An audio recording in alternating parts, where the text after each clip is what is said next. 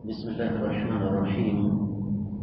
الحمد لله حمدا كثيرا طيبا مباركا فيه، والصلاة والسلام على من أرسله الله بالهدى ودين الحق ليظهره على الدين كله. رب کائنات کی توفیق اور اس ذات بابرکات کے فضل و کرم سے آج رمضان المبارک کا 16واں دن ہے اور ہم آج 17ویں پارے کا خلاصہ جو ہے وہ پڑھ رہے ہیں۔ اس پارے میں 2 سورہ مبارکہ شامل ہیں، سورۃ الانبیاء اور سورۃ الحج۔ سورۃ الانبیاء جس طرح کے نام سے ظاہر ہے، اس میں کافی سارے انبیاء علیہ السلام کا تذکرہ ہے، اور یہ آقا علیہ السلام کے مکی دور کے درمیانی عرصے میں نازل ہوئی، اور ظاہر سی بات ہے جو مکی سورہ مبارکہ کا مزاج ہے مشرکین کا عقیدہ اور پھر نبوت کے حوالے سے دعوت فکر اور پھر توحید کی طرف دعوت، توحید کے بارے میں مشرکین کے جو اعتراضات ہیں ان کے جوابات اس میں شامل ہیں۔ تو سب سے پہلی بات جو پہلی آیت مبارکہ میں رب کائنات نے فرمائی ہے وہ یہ کہ اقترب للناس حسابهم وهم في غفلة معرضون۔ لوگوں کو اس بات کا پتہ ہی نہیں کہ ان کا حساب بالکل قریب آ چکا ہے، جبکہ وہ غفلت میں منہ موڑنے والے ہیں۔ اور دوسری چیز جس کی طرف اللہ تعالیٰ نے یہاں اشارہ فرمایا وہ یہ، میں اس سے پہلے بھی عرض کر چکا ہوں کہ مشرکین مکہ کی سب سے بڑی مصیبت یہ تھی، وہ کہتے تھے کہ ایک انسان جو ہے وہ رسول نہیں ہو سکتا۔ وقت گزرا، تھوڑی سی تبدیلی کے ساتھ یہ سلسلہ آج بھی موجود ہے، اور آج بہت سارے مسلمان اس بات کا عقیدہ رکھتے ہیں کہ رسول انسان نہیں ہو سکتا۔ وہ کہتے تھے انسان مانتے ہیں کیونکہ سامنے پیدا ہوئے تھے، لیکن رسول نہیں مانیں گے، اور وہ بھی شرک میں ڈوبے ہوئے تھے۔ آج مسلمانوں کی ایک بہت بڑی تعداد شرک کے اندر ڈوبی ہوئی ہے، اور وہ یہ کہتے ہیں کہ رسول مانتے ہیں لیکن انسان نہیں مانتے، دونوں میں کوئی خاص فرق نہیں ہے۔ اس کے بعد نبی کریم صلی اللہ علیہ وسلم کے بارے میں رب کائنات نے وضاحت فرما دی کہ یہ ظالم کائنات کے امام صلی اللہ علیہ وسلم پر طرح طرح کے اعتراضات اٹھاتے ہیں، ان کے جوابات رب کائنات نے دیے، اور ساتھ ہی مثال دے دی کہ اس سے پہلے بھی بہت سارے انبیاء اور رسول گزر چکے ہیں۔ پھر رب کائنات نے فرمایا کہ کائنات کی تخلیق یہ کوئی کھیل تماشا نہیں ہے، بلکہ اس کائنات کو پیدا کرنے کے لیے اللہ رب العزت نے بہت ساری اللہ تعالیٰ کی حکمت اس میں کار فرما ہے۔ 22ویں اور 23ویں آیت مبارکہ میں اللہ مالک العلام رب الجلال والاکرام نے ایک اور بات ہمارے سامنے رکھی، اپنی توحید کا ایک ایسا ایویڈنس، توحید کی ایک ایسی دلیل ہمارے سامنے رکھی کہ جس کا توڑ کسی کے پاس نہیں، اور وہ یہ اللہ رب العزت ارشاد فرماتے ہیں لو کان فیہما آلہۃ الا اللہ لفسدتا، اگر اللہ کے سوا اور بھی معبود اس قابل ہوتے تو اللہ کی زمین پر فساد برپا ہو جاتا۔ کائنات کا سسٹم، کائنات کا نظام ہزاروں سال سے یکسو چل رہا ہے، یہ اس بات کی دلیل ہے کہ اللہ رب العزت ایک ہیں، عبادت کے لائق وہی ذات بابرکات ہیں۔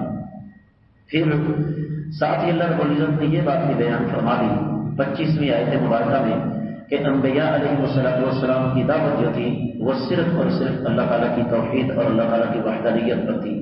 عربوں کا یہ نظریہ تھا کہ فرشتے اللہ کی بیٹیاں ہیں۔ رب کائنات نے اس جو ہے وہ جو سوچ ہے اس عقیدے کی نفی فرمائی ہے۔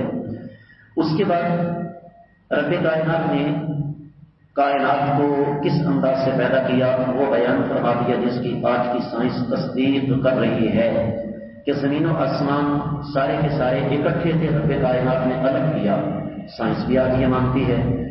پھر رب کائنات نے ہر چیز کو پانی سے پیدا فرمایا، یہ بھی آج تصدیق ہو رہی ہے۔ پھر پہاڑ جو ہیں ان کی بھی سائنس نے تصدیق کی کہ یہ زمین کے اندر کئی کلومیٹر تک گھسے ہوئے ہیں، اللہ نے ان کو کیل قرار دیا۔ اور پھر آسمان پر رب کائنات نے پیدا فرمایا، سورج اور چاند پیدا فرمائے، توحید کے یہ دلائل ہیں۔ ساتھ پھر اللہ تعالیٰ نے 42ویں اور 43ویں آیت مبارکہ میں سوالات اٹھائے ہیں کہ تم جن معبودوں کو اللہ کے مقابلے میں کھڑا کرتے ہو ان کی حیثیت کیا ہے۔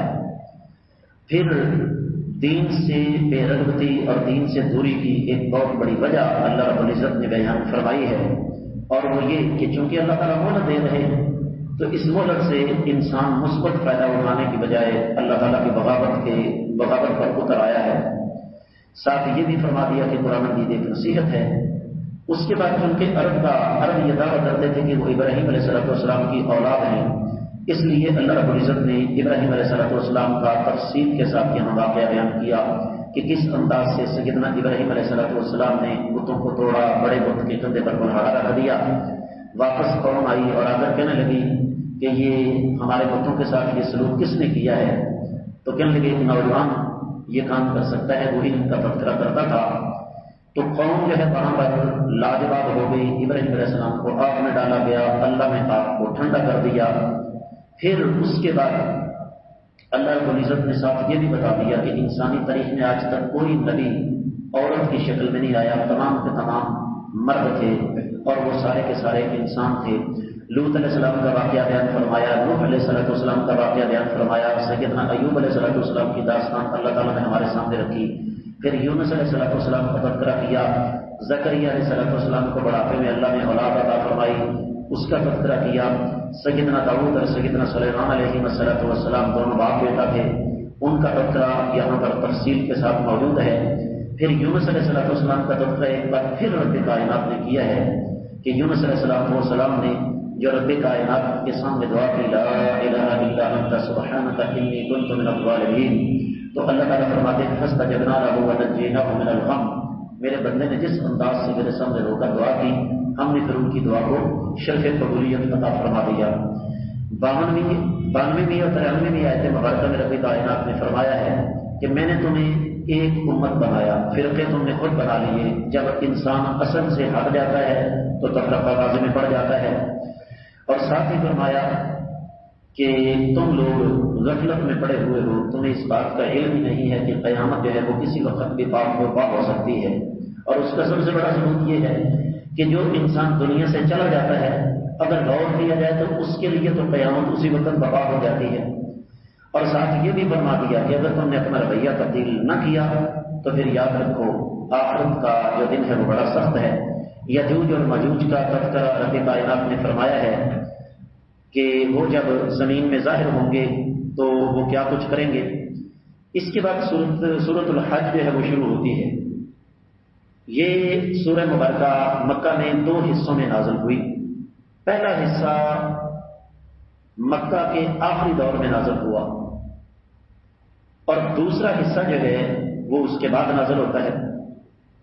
اور چونکہ اس کا کچھ حصہ مدینہ میں بھی نازل ہوا اس لیے اس کے مکی اور مدنی ہونے کے بارے میں اختلاف ہے، لیکن صحیح بات یہ ہے کہ اس کو مکی سورہ مبارکہ ہی شمار کیا جائے گا کیونکہ اس کی زیادہ تر آیات مبارکات مکہ میں ہی نازل ہوئی۔ صرف کچھ آیات مبارکات ہیں جن میں تلوار اٹھانے کا حکم ہے تو وہ مدینہ میں نازل ہوئی ہیں۔ اس سورہ مبارکہ کا آغاز بھی تقریباً سورۃ الانبیاء کے انداز سے ہی ہوتا ہے۔ تمام لوگوں کو مخاطب کر کے رب کائنات نے قیامت کا تذکرہ فرمایا، اور جو لوگ قیامت کے بارے میں شک و شبہ رکھتے ہیں اپنے دلوں میں ان کو اللہ تعالیٰ نے مخاطب کر کے بہت ساری مثالوں کے ساتھ سمجھایا کہ قیامت جو ہے وہ آ کر رہے گی۔ پھر مشرکین مکہ کو رب کائنات نے سخت انداز سے تنبیہ فرمائی ہے، اور وہ لوگ جو متذبذب ہیں یعنی ان کو سمجھ نہیں آ رہی تھی کہ حق کیا ہے، رب کائنات نے پھر ان کو سمجھا دیا کہ یاد رکھو حق کی پہچان کوئی مشکل کام نہیں ہے۔ ساتھ یہ بھی فرما دیا کہ الم تر ان اللہ یسجد لہ من فی السماوات ومن فی الارض، کہ جو آسمانوں میں اور زمین میں جو کچھ بھی ہے ایک ایک چیز اللہ تعالیٰ کے سامنے سجدہ کرتی ہے۔ کیسے سجدہ کرتی ہے یہ اللہ کو بہتر پتہ ہے۔ اس کے بعد رب کائنات نے مسجد حرام یعنی بیت اللہ کا تذکرہ فرمایا کہ اس کی اہمیت کیا ہے اور وہاں جا کے بے دینی پھیلانے والوں کا انجام کیا ہوگا۔ اللہ کا شکر ہے الحمدللہ ہم اس دور میں ہیں جب وہاں پر بے دینی نہیں ہے۔ پھر رب کائنات نے سیدنا ابراہیم علیہ السلام کا تذکرہ فرمایا کہ کس انداز سے انہوں نے بیت اللہ کو تعمیر کیا اور حج کا آغاز ان کے دور میں ہوا، اور حکم دیا کہ تم نے بتوں سے بچنا ہے۔ قربانی کے مسائل قدر تفصیل کے ساتھ رب کائنات نے بیان فرمائے ہیں اس سورہ مبارکہ نے، اور اس کے بعد پھر حکم دیا کہ مسلمانوں کو اپنے دفاع میں ہتھیار اٹھانے کی اجازت ہے۔ یعنی عیسائیت اور اسلام میں یہ بنیادی فرق ہے نا۔ عیسائیوں کا سبب کیا ہے؟ وہ کہتے ہیں جی اگر کوئی تمہیں تھپڑ مارتا ہے تو دوسری سائڈ بھی آگے کر دو۔ اسلام کہتا ہے یہ نہیں چلے گا۔ اللہ تعالیٰ کے باغی، اللہ تعالیٰ کے دشمن اگر رشتے لوٹتے ہیں، مسجدوں کو جلاتے ہیں، اگر تم پر حملہ آور ہوتے ہیں تو صاف اور سیدھی بات ہے تمہیں ان کے مقابلے میں ہتھیار اٹھانے کی اجازت ہے۔ اس کے بعد اللہ رب العزت نے سیدنا نوح علیہ السلام، قوم عاد، قوم سمود، ابراہیم علیہ السلام کی قوم، لوط علیہ السلام کی قوم، مدین شہر والے، موسیٰ علیہ السلام کی قوم اور دیگر لوگوں کا تذکرہ فرمایا، اور ساتھ یہ بھی فرما دیا کہ جو لوگ اللہ تعالیٰ کی راہ میں ہجرت کرتے ہیں، اس کے بعد جہاد کرتے ہیں، اسی راہ میں مارے جاتے ہیں، اللہ تعالیٰ ان کو کیا کچھ عطا فرمائیں گے۔ اس پارے کے اختتام پر رب کائنات نے 73ویں اور 74ویں آیت مبارکہ میں ایک بڑی زبردست مثال دی، اور وہ مثال یہ ہے کہ یا ایھا الناس ضرب مثل فاستمعوا لہ، بڑی پیاری مثال ہے۔ فرمایا اے لوگوں، ایک مثال بیان کی جا رہی ہے، اس کو توجہ کے ساتھ سنو۔ وہ مثال کیا ہے؟ فرمایا جن لوگوں کو، یہاں لوگوں کے الفاظ ہیں، ہمیں کہا جاتا ہے جی بتوں کے بارے میں آتے ہیں، فرمایا وہ لوگ جنہیں تم اللہ کے مقابلے میں مدد کے لیے پکارتے ہو، سارے کے سارے جمع ہو کر ایک مکھی بھی پیدا نہیں کر سکتے۔ اور یہ چیلنج آگے جا کے اللہ تعالیٰ نے مزید باریک کیا، فرمایا مکھی پیدا کرنا تو دور کی بات ہے، مکھی اگر کھانے میں سے کوئی چیز لے کر اڑ جائے تو اسے واپس لینے کی طاقت نہیں رکھتی، مانگنے والا بھی کمزور اور جس سے مانگا جا رہا ہے وہ بھی کمزور ہے۔ اور اس کے بعد 74ویں آیت مبارکہ میں فرمایا کہ یاد رکھو تم لوگوں نے اللہ کی اس طرح قدر نہیں کی جس طرح قدر کرنی چاہیے تھی، اور یہ بات واقعی درست ہے۔ آج کے مسلمانوں کی اکثریت نے اللہ کا تصور تو ویسے ہی ختم کر دیا، نبی علیہ السلام کو اٹھا کے اللہ کے مقام پر بٹھا دیا، اور اپنے اماموں کو، اپنے پیروں کو، اپنے مولویوں کو اٹھا کے نبی علیہ السلام کی جگہ پر بٹھا دیا۔ یہ ظلم کی انتہا ہے، قرآن اس کی نفی کرتا ہے۔ اور اختتام پر اللہ رب العزت نے پھر مسلمانوں کو یہ نصیحت کی ہے کہ اللہ کے ساتھ جڑے رہو، رکوع کرو، سجدے کرو، اپنے رب کی عبادت کرو، نیکی کے کاموں میں آگے بڑھو، اللہ کی راہ میں جہاد کرتے رہو۔ تو یہ تھا ایک مختصر سا جائزہ 70ویں پارے کا، جس میں اللہ تعالیٰ نے ہمیں بہت سارے اسباق دیے ہیں۔ میں ایک بار پھر گزارش کروں گا، جا کر رمضان کا مہینہ ہے، ترجمہ والے قرآن مجید لے کر 70ویں پارے کا ترجمہ ضرور پڑھیے گا۔ اللہ تعالیٰ سے دعا ہے کہ اللہ تعالیٰ ہمیں سمجھ کر عمل کرنے کی توفیق مرحمت فرمائے۔